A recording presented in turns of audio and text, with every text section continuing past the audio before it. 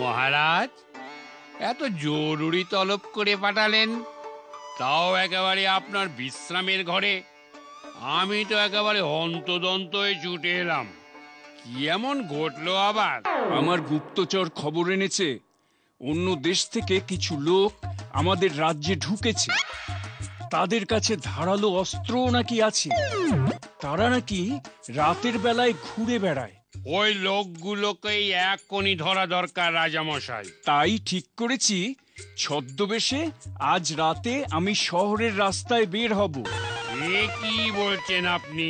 এছাড়া যে অন্য কোনো উপায়ও নেই গোপাল। তুমি এসো। আমার প্রণাম নেবেন মহারাজ। আমার পেছন পেছন তো আরেকজন আসছে। তাহলে কি?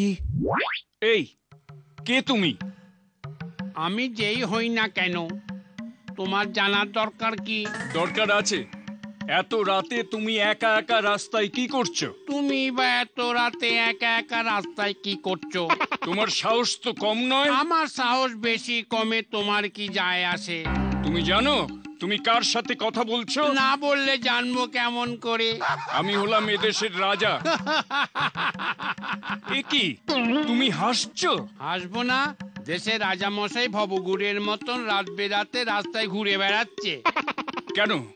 তুমি যদি পারো, আমি পারবো না কেন ঘুরতে? আমি তো সত্যি ভবঘুরে। সারাদিন সারা রাত আমি ঘুরে ঘুরে বেড়াই। ওকে ধরো, ওকে ধরো! চোর, চোর!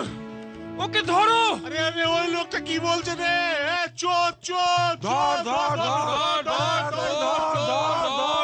ধর! তোমরা জানো না কার সাথে কথা বলছো তোমরা? আমি হলাম গিয়ে এই দেশের রাজা। রাজা? রাজা? মিথ্যে, মিথ্যে! এদেশের রাজা আমি না, রাজা আমি। ছদ্মবেশে আমি রাজ্য দেখতে বেরিয়েছিলাম। এসব আপনারা কি বলছেন? তাহলে আপনারা প্রমাণ দিন, কে আসল রাজা? দেখুন তো, এই হীরের আংটিটা এদেশের রাজা ছাড়া অন্য কারো হাতে আছে? আরে, মাত্র শোভা পায়। নমস্কার মহারাজ, আমাদের ক্ষমা করবেন। ক্ষমা করবেন মহারাজ। ঠিক আছে, ঠিক আছে, ক্ষমা করলাম। প্রণাম মহারাজ। আরে গোপাল যে, এসো এসো।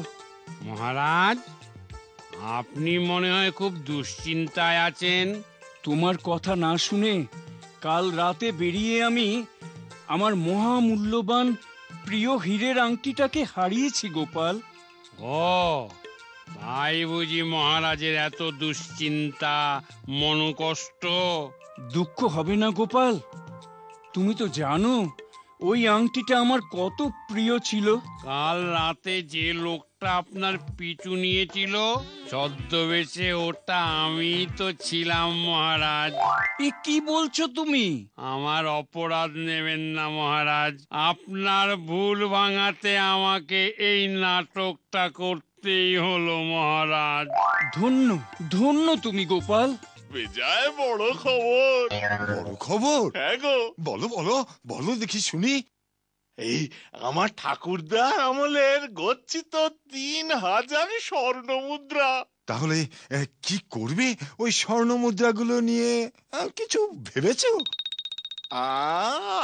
আপাতত চলো বনের মধ্যে মাটির নিচে ওই কলসিটাতে মুদ্রাগুলো রেখে আসি, তারপর না হয় ভাববো। মানে মানে ওই কলসিতেই রাখবে?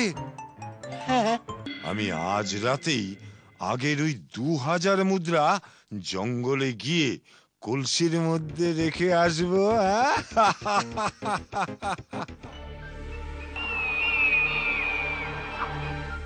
ছি ছি ছি ছি ছি সুধীন, শেষ পর্যন্ত তুমি? একই একই, এবারের মতো ছেড়ে দিন। নিয়ে চলো কে? গোপাল ভাঁড়ের জয়! জয় গোপাল ভাঁড়ের জয়! চাঁদের বুড়ি